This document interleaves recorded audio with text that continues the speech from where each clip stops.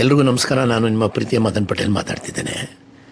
ಇವತ್ತು ಎಲ್ಲೆಡೆ ಒಂದು ಸುದ್ದಿ, ಅದರಲ್ಲೂ ವಿಶೇಷವಾಗಿ ಕೇರಳದ ಮುಖ್ಯಮಂತ್ರಿಗಳಾದಂಥ ಮಾನ್ಯ ಪಿಣರಾಯಿ ಅವರು ಕೇರಳದಿಂದ ಆಗಮಿಸಿರುವಂತಹ ಬಡ ಜನರ ಮನೆಗಳನ್ನು ಕರ್ನಾಟಕ ಸರ್ಕಾರ ಬುಲ್ಡೋಸ್ ಮಾಡಿದೆ ಅಂಥೇಳಿ ಅವರು ಕ್ರಿಟಿಸೈಸ್ ಮಾಡಿದ್ದಾರೆ.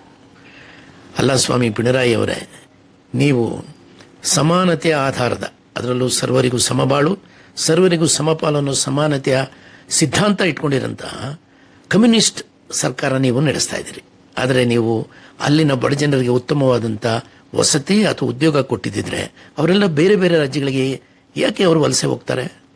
ಅದನ್ನು ಯಾಕೆ ನಿಮಗೆ ನೀವು ಪ್ರಶ್ನೆ ಹಾಕೋಬಾರ್ದು? ಬೇರೆ ಸರ್ಕಾರ ಬುಲ್ಡೋಸ್ ಮಾಡಿದೆ ಅಂತ ಕಾನೂನು ಪ್ರಕಾರ ಏನಾಗಬೇಕಿತ್ತು ಅದನ್ನು ಮಾಡಿದೆ. ನಿಮ್ಗೆ ಅಷ್ಟೊಂದು ಆ ಬಡ ಜನರ ಮೇಲೆ ಪ್ರೀತಿ ಇದ್ದಿದ್ರೆ ಕೂಡಲೇ ಕರೆಸ್ಕೊಂಡು ಅವರಿಗೆ ಉತ್ತಮವಾದ ಉದ್ಯೋಗ ಮತ್ತು ವಸತಿ ಸೌಕರ್ಯ ನೀವೇ ಯಾಕೆ ಕಲ್ಪಿಸ್ಕೊಡ್ಬಾರ್ದು? ನಮ್ಮ ಮಾನ್ಯ ಮುಖ್ಯಮಂತ್ರಿಗಳಾದಂಥ ಸನ್ಮಾನ್ಯ ಸಿದ್ದರಾಮಯ್ಯನವರು, ಉಪಮುಖ್ಯಮಂತ್ರಿಗಳಂತ ಮಾನ್ಯ ಡಿ.ಕೆ. ಶಿವಕುಮಾರ್ ಇವರ ನೇತೃತ್ವದಲ್ಲಿ ಸರ್ಕಾರ ಬಡ ಜನರಿಗೆ ಮತ್ತೆ ಅವರಿಗೆ ಪುನರ್ವಸತಿಯನ್ನು ಕಲ್ಪಿಸಿಕೊಡ್ತಾ ಇರೋದು ನಿಜವಾಗ್ಲೂ ಶ್ಲಾಘನೀಯ. ಆದ ಕಾರಣ ಈ ಕೂಡಲೇ ನೀವು ನಿಮ್ಮ ಹೇಳಿಕೆಯನ್ನು ಹಿಂಪಡೆದುಕೊಂಡು ಕರ್ನಾಟಕ ಸರ್ಕಾರ ಮಾಡ್ತಾ ಇರೋಂಥ ಉತ್ತಮವಾದ ಕೆಲಸವನ್ನು ನೀವು ಶ್ಲಾಘಿಸಬೇಕಂತೇಳಿ ನಾನು ನಿಮ್ಮಲ್ಲಿ ಕೋರ್ತೇನೆ. ನಮಸ್ಕಾರ.